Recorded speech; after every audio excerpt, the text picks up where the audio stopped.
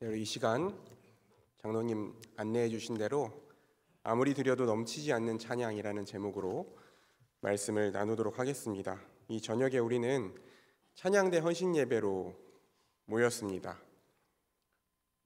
이렇게 보고 설교를 해야 될 것 같은 느낌인데 재량껏 잘 하겠습니다.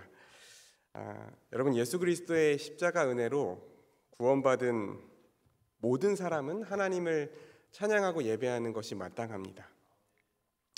그런데 하나님께서 우리 찬양대원들을 부르셔서 더 시간과 정성을 들여서 찬양을 준비하고 찬양을 인도하고 또 온 성도에게, 온 교회에게 찬양하는 자의 본을 보이는 그런 직분을 맡기셨어요. 예배 시간에 구별된 자리에서 구별된 시간에 구별된 모습으로 회중 앞에 서서 찬양을 합니다. 하나님을 향해 찬양하지만 사람을 고려하지 않을 수 없고 사람을 의식하지 않을 수 없는 역할인 것 같아요. 여러분 아시겠지만 현대 교회는요, 갈수록 음악의 역할이 굉장히 커지고 있습니다. 예배 안에서 음악의 역할이 굉장히 커지고 중요해지고 있는 시대예요. 우리 교회는 전통적인 예배 방식을 고수하고 있기 때문에 사도신경으로 신앙을 고백한다든지 성시를 교독한다든지 이런 예전이 남아있고 또 말씀 강론하는 시간이 여전히 중심이 되어 있는 그런 예배를 드리고 있잖아요. 그런데 예배의 대부분을 음악이 차지하는 그런 예배, 오히려 말씀보다 음악과 찬양이 중심이 되거나 설교자 못지않게 찬양 인도자가 중심이 되는 예배가 한국교회 안에서도 지금 굉장히 많이 드려지고 있어요. 이렇게 예배 가운데 찬양하는 사람들에게 많은 것들이 요구되고 찬양하는 사람들이 집중되고 찬양하는 사람들에게 그 역할이 강조되고 있는 이 시대에 우리 찬양하는 사람들이 헌신한다고 할 때에 무엇에 헌신할 것인가, 무엇에 집중할 것인가를 분명히 하는 것이 중요하다고 생각합니다. 그래서 이 시간 우리가 말씀을 함께 나누면서 우리 대전남부교회의 찬양대가 하나님이 가장 헌신하기를 원하시는 것에 헌신하는, 가장 중요한 것에 헌신하는 우리 찬양대가 되기를 주의 이름으로 축원합니다. 말씀을 한번 같이 볼 텐데요.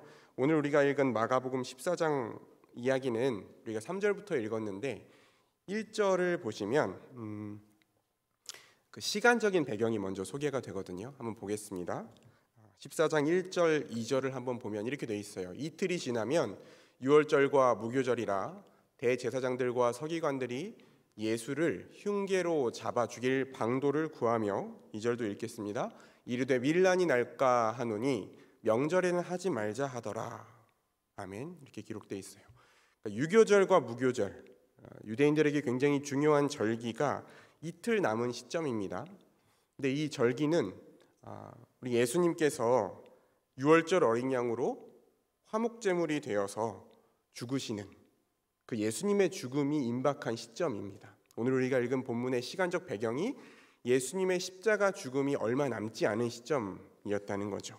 그때에 대제사장들과 서기관들, 유대의 종교 지도자들이 뭘 꾸미고 있었어요?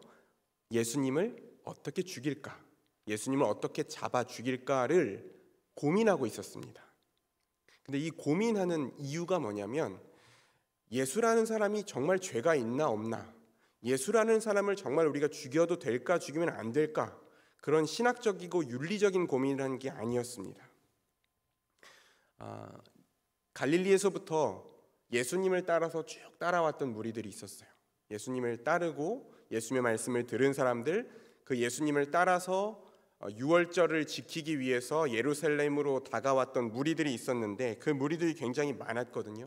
그 예수님을 따라온 무리들 앞에서 이 사람들이 예수님을 체포했을 때 그 무리들이 폭동을 일으키지 않을까 걱정이 됐습니다. 그러니까 이게 하나님 앞에서 올바른 것인지, 하나님을 두려워해서 하나님 때문에 예수님을 잡을지 말지 고민하는 것이 아니라 그 무리가 폭동을 일으킬 것을 걱정해서 사람들 때문에, 사람의 시선 때문에 어떻게 예수님을 죽여야, 어떻게 예수님을 잡아야 폭동이 일어나지 않고도 예수님을 잡아 죽일 수 있을지를 고민한 것입니다. 이 유대 종교 지도자들이 두려워했던 것은 예수님을 따라온 무리들만이 아니라 다른 사람들도 있었습니다. 어떤 사람들이었냐면 로마의 지도자들이었어요. 당시에 유대인들은 세계를 제패했던 로마 제국의 지배 아래에 있었기 때문에 이 종교 지도자들조차도 로마 지도자들의 관리 아래에 있었습니다.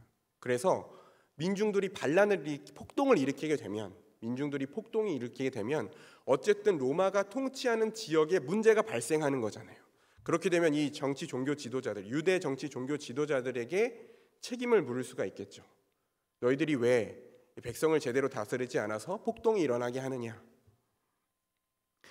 그래서 그 유대 종교 지도자들이 두려워했던 것은 그 폭동을 일으킬지도 모르는 무리들과 또 자신들의 지위가 위태로워질지도 모른다는 생각에 그 로마의 지도자들을 두려워하는 마음으로 예수님을 함부로 죽이지 못하고 고민하고 있었습니다. 그게 오늘 말씀의 배경이었어요. 그 시점에서 성전에서 유대 종교 지도자들이 예수님을 어떻게 죽일지 고민하고 있는 그 시점에서 예수님은 오늘 말씀 3절에 보니까 베다니라는 곳에 있는 나병 환자 시몬의 집에서 식사를 하고 계셨습니다.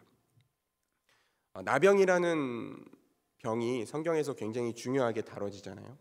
이 나병은 의학적으로나 사회적으로 격리돼야 되는 병일 뿐만 아니라 종교적으로도 율법에 의해서 부정하게 여겨지는 병이었어요.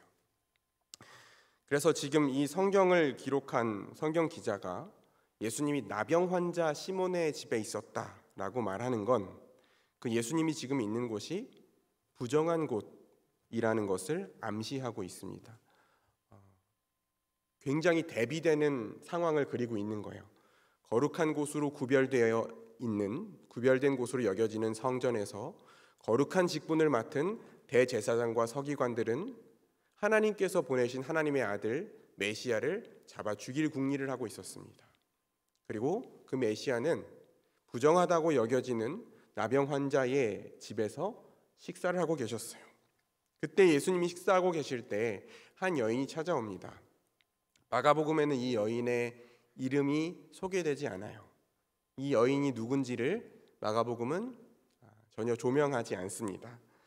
아마 식사를 하고 있는 도중에 들어온 걸로 봐서 이 여인은 그 식사 자리에 초대받지 못했던 사람인 것 같습니다. 그런데 중간에 들어왔어요. 돌발적인 상황인 거죠. 이 여인이 이름이 뭔지, 어디서 왔는지, 왜 왔는지도 우리는 모릅니다. 그런데 이 여인이 와서 한 행동, 이 여인이 행한 독특한 행동을 성경은 아주 자세하게 기록하고 있습니다. 여인이 뭘 했습니까?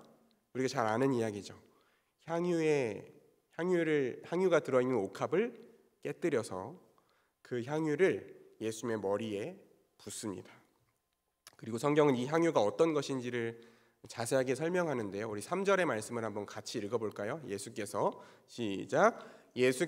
베다니 나병 환자 시몬의 집에서 식사하실 때에 한 여자가 매우 값진 향유 곧 순전한 나드 한 옥합을 가지고 와서 그 옥합을 깨뜨려 예수의 머리에 부으니. 아멘. 네, 어떤 향유였어요? 매우 값진 향유였다, 그렇게 말합니다. 매우 값진 향유였다. 그러니까 경제적 가치로 따져봤을 때 굉장히 비싼 거였다는 거예요. 굉장히 비싼 거였습니다. 또 순전한 나드였다, 이렇게 얘기합니다. 나드는 인도에서 자라는 식물인데 이 순전한 나드라는 표현은요, 이 여인이 부은 향유가 흔한 것이 아니고 굉장히 귀한 것이었다는 것을 강조하는 거죠. 그러니까 아주 비싸고 아주 귀한 향유를 이 여인이 가지고 왔습니다. 그래서 이 향유를 예수님의 머리에 부은 그 장면을 지켜보던 어떤 사람들이 이 돌발 상황을 보면서 화를 냅니다. 화를 내요, 갑자기. 화를 내면서 뭐라고 얘기하냐면 어찌하여 이 향유를 허비하는가, 이렇게 말합니다. 어찌하여 이 향유를 허비하는가. 그러면서 이 향유를 300데나리온 이상에 팔아서 가난한 자들에게 줄 수 있었겠도다라고 말합니다. 그리고 뭐라고 얘기하냐면 그 여자를 책망하는지라 그랬어요. 책망하는지라. 그 여인이 옥합을 깨뜨려서 향유를 예수님 머리에 부은 것을 보고 이 사람들은 화가 났습니다. 화가 났고 이 여인을 책망했어요. 300데나리온 이상에 팔 수 있었겠다라고 했잖아요. 300데나리온은 노동자의 1년 품삯이죠. 그러니까 지금 우리 시대로 보면 일반적인 직장인들의 1년 연봉 정도 되는 금액의 아주 비싼 물건이었고, 이 여인에게 있어서는 어쩌면 전 재산이었을 수도 있습니다. 굉장히 중요한 것이었을 거예요. 여러분, 가난한 사람들에게 도울 수 있었겠다, 300데나리온 이상에 팔아서 가난한 자들에게 나눠줄 수 있었겠다라고 말을 했지만, 가난한 사람들을 돕지 않은 것에 포인트가 있는 것이 아닙니다. 뭐라고 얘기했습니까? 허비했다 그랬어요. 허비했다. 사람들이 말하는 핵심은 뭐냐면요, 과하다는 거예요. 예수님의 머리에 그걸 다 부어버리기에는 아깝다는 겁니다. 가성비가 안 맞는다는 거예요. 여러분, 우리가 뭐 하려고 할 때 그런 말 하잖아요.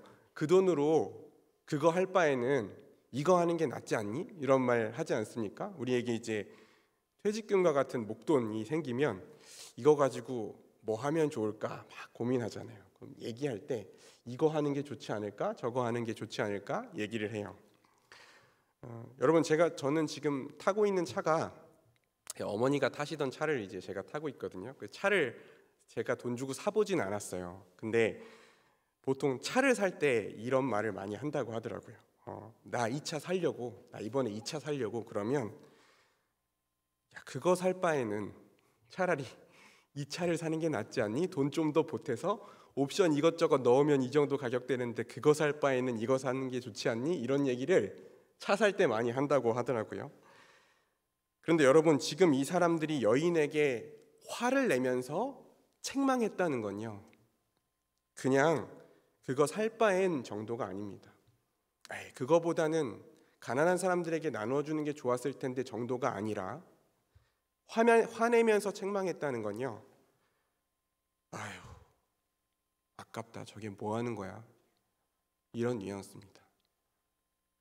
아깝다, 저게 뭐 하는 짓이야, 책망하는 것이죠.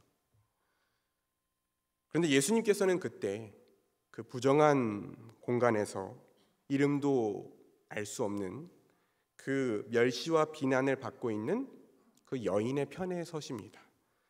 예수님이 하신 말씀을 한번 같이 살펴볼까요? 좀 길지만 우리 한번 천천히 같이 읽어보겠습니다. 6절에서 9절입니다. 예수께서 시작. 예수께서 이르시되 가만두라, 너희가 어찌하여 그를 괴롭게 하느냐, 그가 내게 좋은 일을 하였느니라. 가난한 자들은 항상 너희와 함께 있으니 아무 때라도 원하는 대로 도울 수 있거니와 나는 너희와 항상 함께 있지 아니하리라. 그는 힘을 다하여 내 몸에 향유를 부어 내 장례를 미리 준비하였느니라. 내가 진실로 너희에게 이르노니 온 천하에 어디서든지 복음이 전파되는 곳에는 이 여자가 행한 일도 말하여 그를 기억하리라 하시니라. 아멘. 여러분, 당시에는 사람이 죽으면 그 시신이 부패되기 전에 미리 향유를 발라서 악취를 막았거든요. 예수님은 이 여인이 예수님의 몸에 향유를 부은 것을 예수님의 죽음을 준비한 것이라고 말씀했어요. 예수님의 죽음, 예수님의 장례를 준비하면서 부은 것이다, 그렇게 말씀하신 것입니다. 이 여인은 이 300데나리온이 넘는 이 비싸고 이 귀한 향유를 사용해서 이 매우 값진 향유, 이 순전한 나드 한 옥합, 자신의 전 재산일지도 모르는 그 기름을 예수님께 몽땅 부어서 뭘 보여준 거예요? 예수님의 죽음이 얼마나 귀한 죽음인지를 보인 것입니다. 많은 사람의 생명을 살리는 대속적 죽음, 결코 돈으로 계산할 수도 없고 돈으로 살 수도 없는 그 예수님의 죽음을 위해서 뭐라고 했습니까? 힘을 다하여 예수님의 몸에 향유를 부은 거예요. 그리고 이 여인의 믿음과 헌신이 복음이 전파되는 곳마다 이 여인이 행한 일을 말해서 기억할 것이라고 예수님 말씀하셨습니다. 여러분, 어떻게 이 여인은 예수님의 죽음을 알았을까요? 예수님의 죽음이 임박했다는 것을 이 여인은 어떻게 알았을까요? 예수님은요, 예수님의 죽음을 이미 너무 많이 말씀하셨어요. 여러분, 우리가 지금 읽은 본문이 14장입니다. 마가복음은 대체로 시간의 흐름에 따라서 이 내용을 기록하고 있는데요. 16장까지 있거든요. 마가복음이요. 거의 예루살렘에 도착했습니다. 지금 예루살렘에 들어가기 직전에 있잖아요. 예수님께서 제자들에게 예수님의 죽음에 대해서 이미 3번을 말씀하셨어요. 이미 3번을 말씀하셨습니다. 마가복음 8장을 한번 보겠습니다. 마가복음 8장 31절에 예수님께서 이렇게 말씀하십니다. 인자가 많은 고난을 받고 장로들과 대제사장들과 서기관들에게 버림받으여 죽임을 당하고 사흘 만에 살아나야 할 것을 비로소 그들에게 가르치시되 라고 했습니다. 예수님의 죽음을 말씀하셨어요. 그때 무슨 일이 일어나는지 아세요? 베드로가 예수님을 붙들고 항변했습니다. 그러면 안 된다고 항변했어요. 그때 예수님께서 하신 말씀, 우리가 잘 아는 말씀이죠. 사탄아, 내 뒤로 물러가라. 네가 하나님의 일을 생각하지 않고 사람의 일을 생각하는도다. 꾸짖으신 사건이 그때 일어났습니다. 그리고 바로 다음 장에 9장 31절에서 예수님께서 예수님의 죽음을 2번째로 또 말씀하셨습니다. 9장 31절을 한번 읽어보겠습니다. 이는 제자들을 가르치시며 또 인자가 사람들의 손에 넘겨져 죽임을 당하고 죽은 지 3일 만에 살아나리라는 것을 말씀하셨기 때문이더라. 아멘. 예수님 2번째 말씀하셨어요. 이때 32절에 보면 제자들이 어떤 반응을 보였냐면요. 그러나 제자들은 이 말씀을 깨닫지 못하고 묻기도 두려워하더라 라고 했습니다.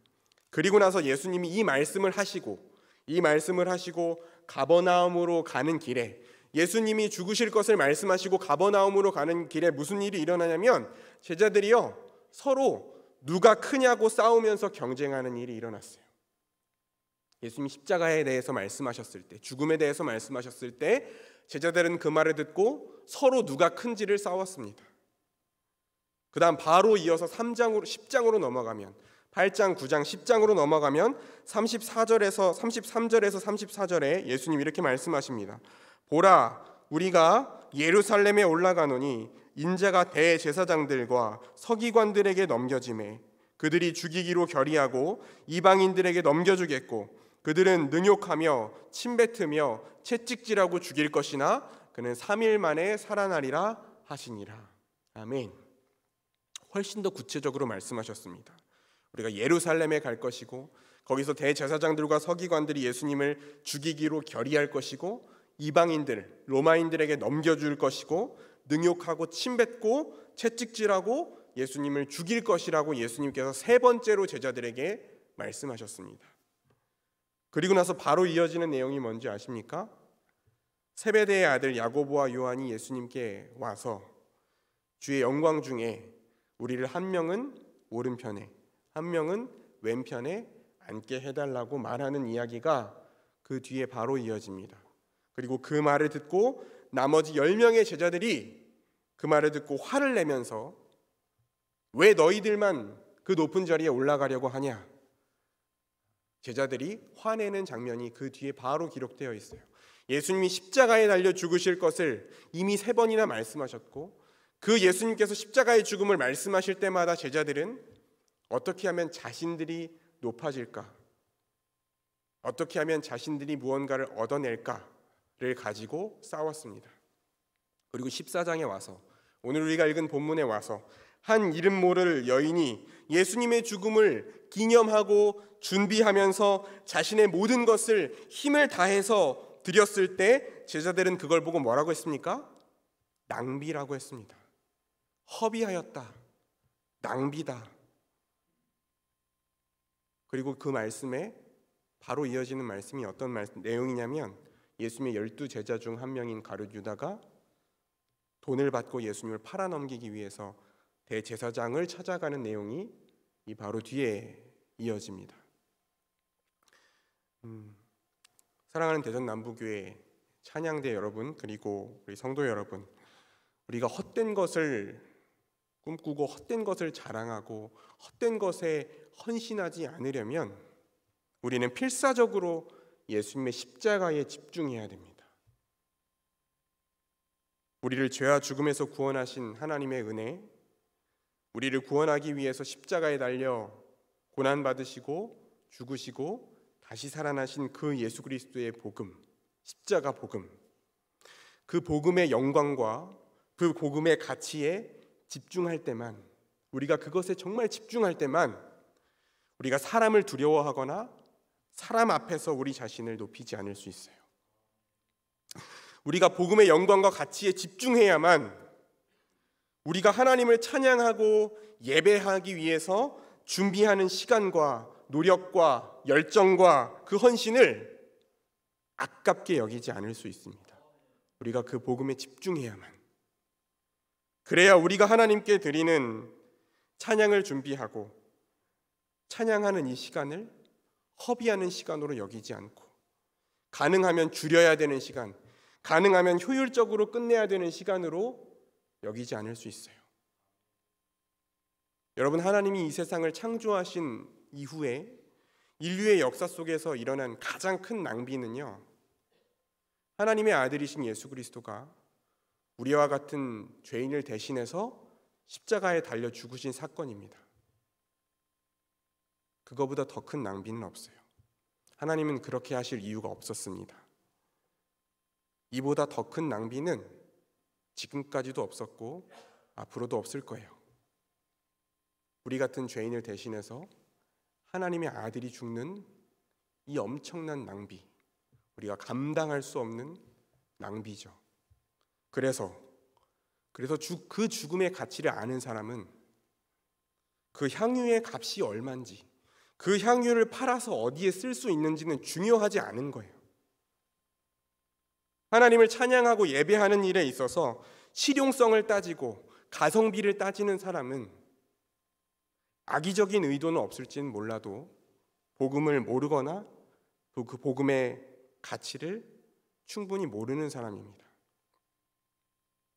우리 대전 남부교회 찬양대가 그리고 우리 성도님들이 그 무엇보다도 우리 주 예수 그리스도의 복음, 그 복음을 깊이 묵상하고 또 그 은혜에 감격하고 그 은혜에 잠겨서 노래하실 수 있기를 주의 이름으로 축원합니다. 그리고 그 복음의 은혜와 영광을 드러내기 위해서 나의 시간과 노력과 열정을 드리는 그것을 아까워하지 않고 그 거룩한 낭비를 우리의 인생의 가장 영광스러운 시간으로 여기고 기쁨으로 헌신하는 우리 찬양대와 우리 대전 남부교회 성도님들이 되시기를 주의 이름으로 축원합니다. 기도하겠습니다. 하나님 아버지, 우리의 인생에서 우리가 하나님을 예배하고 하나님을 위해서 헌신하는 것보다 더 중요해 보이는 것들이 얼마나 많은지 모릅니다. 우리에게 더 필요한 것 같고 더 급한 것 같고 우리에게 더 중요한 것처럼 보이는 것들, 그래서 우리가 하나님께 예배하고 하나님께 헌신하는 시간을 아깝게 여기고 빨리 해야 하는 것을 마치고 내가 하고 싶은 일을 향해서 달려가려고 하는 그런 마음이 우리 안에 있을 때가 얼마나 많은지 모릅니다. 하나님, 우리 가운데에 우리 주 예수 그리스도의 십자가 복음, 그 가치를 분명하게 알 수 있는 믿음을 허락하여 주옵소서. 그리하여서 주를 예배하고 주를 찬양하며 주께 헌신하는 일을 결코 아까워하지 아니하고 하나님께서 우리에게 베풀어 주신 그 은혜를 기억하며 기쁨과 감사함으로 헌신할 수 있도록 역사하여 주옵소서. 예수님 이름으로 기도합니다.